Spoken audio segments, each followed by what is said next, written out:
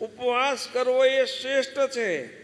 ઉપવાસ ન કરી શકાય તો ફળાહાર કરવો એક વખત, એમાં અશક્ત હોય તો ભલે 2 વખત ફળાહાર કરો, પણ એકાદશીના દિવસે અન્ન તો ભૂલે પણ ખવાય નહીં. મહારાજ મધ્ય પ્રકારના 8મા વચનામૃતમાં એથી આગળ એક ડગલું ચાલીને કહે છે કે એકાદશીના દિવસે 11 ઇન્દ્રિયોનો આહાર શુદ્ધ રાખવાનો.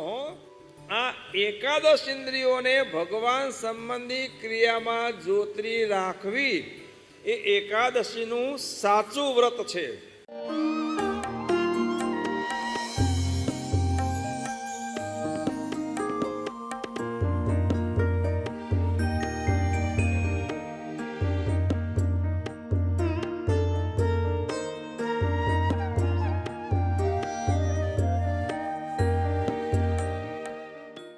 એકાદશીનો આવિર્ભાવ કેમ થયો? પૂર્વે ભગવાન એ રૈવતાચલમાં જઈને ગુફામાં જઈને પોઢ્યા હતા.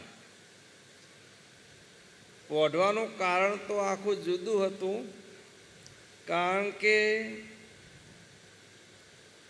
મૂળ દાનવ, નારી જંગનો દીકરો મૂળ દાનવ, એને બ્રહ્માજીનો આશીર્વાદ લઈને હું દેવથી ન મરું, મનુષ્યોનીથી ન મરું, હવે હું અજર અમર, અને બધાને રંજાડવા લાગ્યો.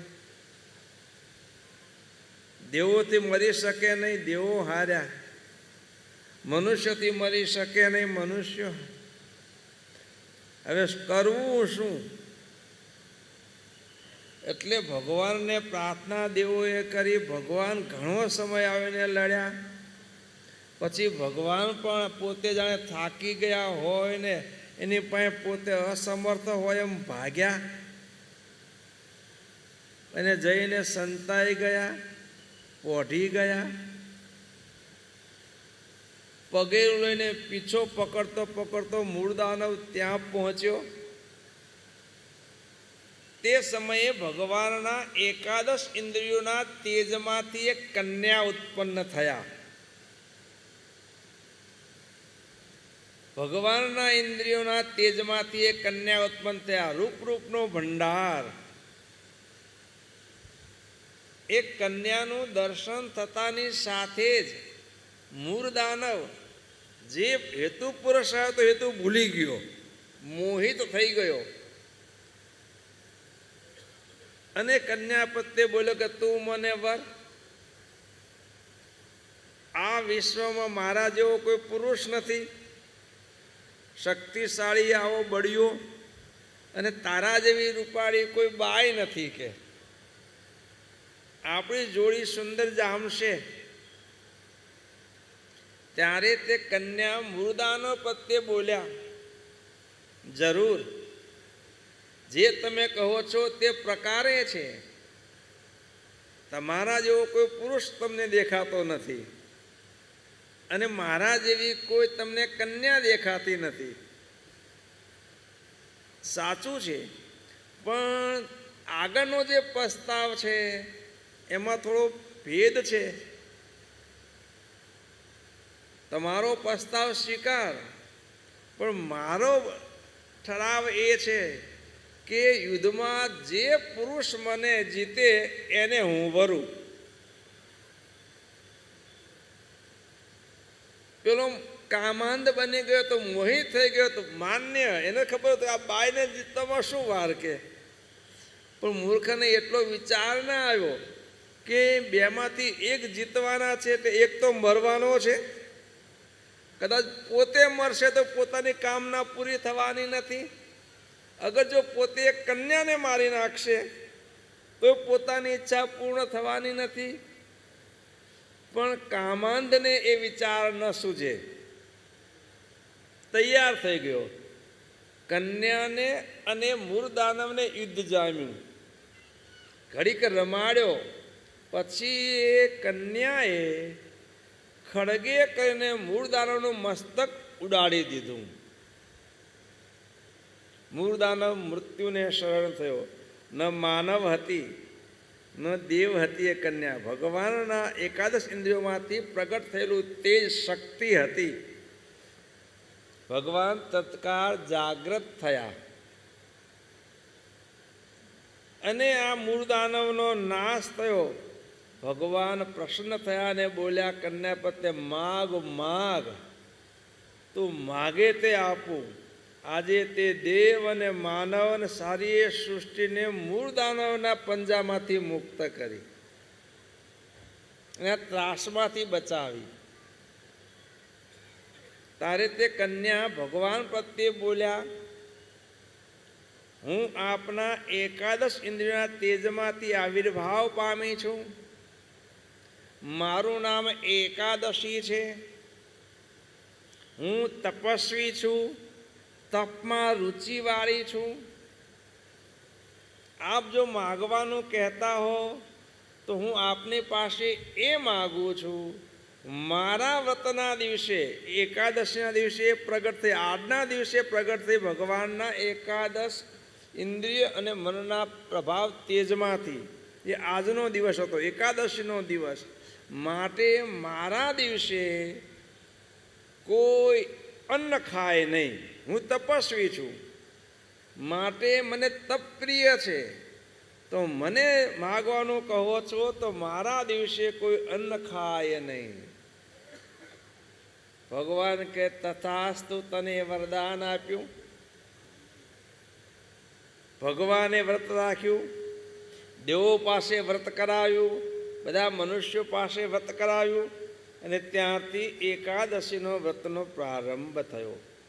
અને એકાદશીએ કહ્યું કે મારા દિવસે જે વ્રત કરે, ભગવાનનો આશીર્વાદ ભગવાને આપ્યો, જા તારા દિવસે જે વ્રત કરશે, નિરંતર રહેશે, તારો એ ઉપવાસ એ અતિ ફળને આપનારો થશે.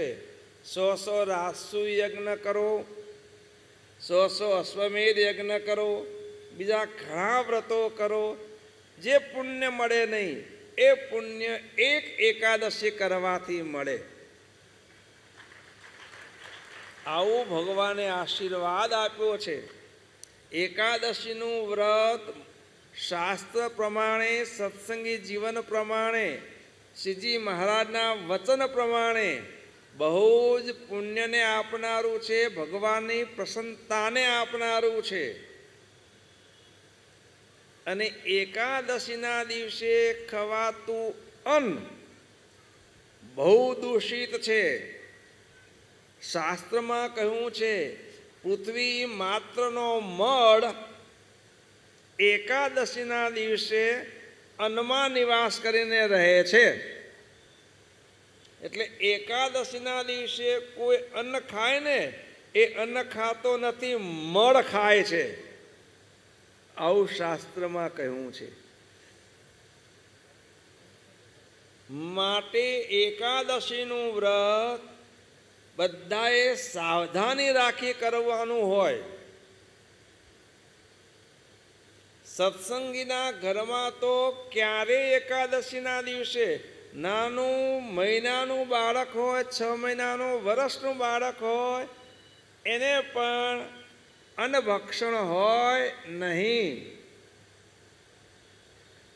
બધાને એકાદશી.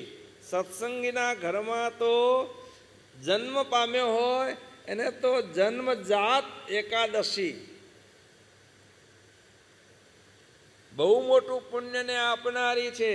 અને એકાદશીના દિવસે ખવાતું અન્ન મહાપાપને આપનારું છે.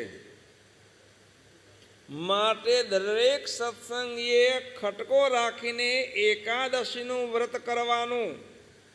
અને ખાસ તો બહેનોએ ધ્યાન રાખવાનું હોય. હો, આમાં જવાબદારી બહેનોની મોટી આવે છે. અગુથી ખ્યાલ હોવો જોઈએ કે એકાદશી આ દિવસે આવે છે. વેતમાં રહેવું જોઈએ અને પોતે પણ વ્રત રાખવું અને પોતાના પરિવારના દરેક સભ્ય પાસે વ્રત કરાવવું તો બધાએ કરવાનું જ છે. પણ મહારાજ મધ્ય પ્રકારના 8મા વચનામૃતમાં એથી આગળ એક ડગલું ચાલીને કહે છે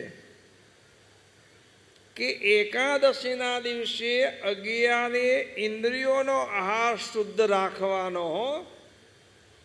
અન્ન શબ્દની વ્યુત્પત્તિ સંસ્કૃતમાં કરવામાં આવે છે. અદ્યતે ઇતિ અન્નમ, જે ખવાય અને અન્ન કહેવાય. પછી ખવાય એ રસના દ્વારા ખવાય, કર્ણ દ્વારા ખવાય, સ્પર્શ ઇન્દ્રિય દ્વારા ખવાય, ચક્ષુ ઇન્દ્રિય દ્વારા ખવાય, રસના દ્વારા ખવાય કે ગ્રહણ ઇન્દ્રિય દ્વારા ખવાય. જે કાંઈ ખવાય, ગ્રહણ કરાય, ભક્ષણ કરાય, એ બધું જ અન્ન કહેવાય. એકાદશીના દિવસે પંચ જ્ઞાન ઇન્દ્રિયો, પંચ કર્મ ઇન્દ્રિયો ને 11મું મન,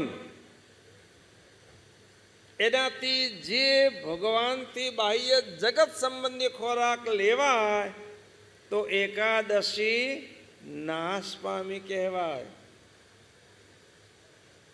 એકાદશીના દિવસે 10 ઇન્દ્રિયોને, પંચ જ્ઞાનેન્દ્રિયો, પંચ કર્મ ઇન્દ્રિયોને 11મું મન, તેને ખટકો રાખીને જ્યાં મન વિષયમાં જાય પાછું ખેંચી લાવવાનું ને ભગવાનમાં જોતરવાનું. શબ્દ વિષયના શબ્દમાં સૂત્ર ખેંચાય, પાછી લાવવાની. ભગવાનના કથા કીર્તન સાંભળવાના. સ્પર્શ ઇન્દ્રિય જગતના વિષયમાં જાય, પાછી લાવવાની. ભગવાનના સ્પર્શ, ભગવાનના સંતનો ચરણ સ્પર્શમાં જોડવાની. ચક્ષુ ઇન્દ્રિય નેત્ર જો માઇક વિષયમાં ખેંચાય, રૂપ રાગમાં ખેંચાય, તત્કાળ પાછી ખેંચવાની ને ભગવાનના દર્શનમાં, સંતના દર્શનમાં જોડવાની. રસના જે જીભ એ જો માઇક રસમાં ખેંચાય તો પાછી વાળવાની અને ભગવાન સંબંધી જે પ્રસાદ એમાં જોડવાની. તે પણ ફળાહારનો. ઉપવાસ કરવો એ શ્રેષ્ઠ છે. ઉપવાસ ન કરી શકાય તો ફળાહાર કરવો એક વખત. એમાં અશક્ત હોય તો ભલે 2 વખત ફળાહાર કરો, પણ એકાદશીના દિવસે અન્ન તો ભૂલે પણ ખવાય નહીં. અને જો ખવાઈ ગયું તો એકાદશીના દિવસે ખવાયેલું અન્ન એનું કોઈ પ્રાયશ્ચિત નથી. બીજી વસ્તુમાં કદાચ વ્રત ભંગ થાય તો પ્રાયશ્ચિત છે, ફરીથી એ વ્રત કરી શકાય કે જે પ્રાયશ્ચિતે કરીને શુદ્ધિ થાય.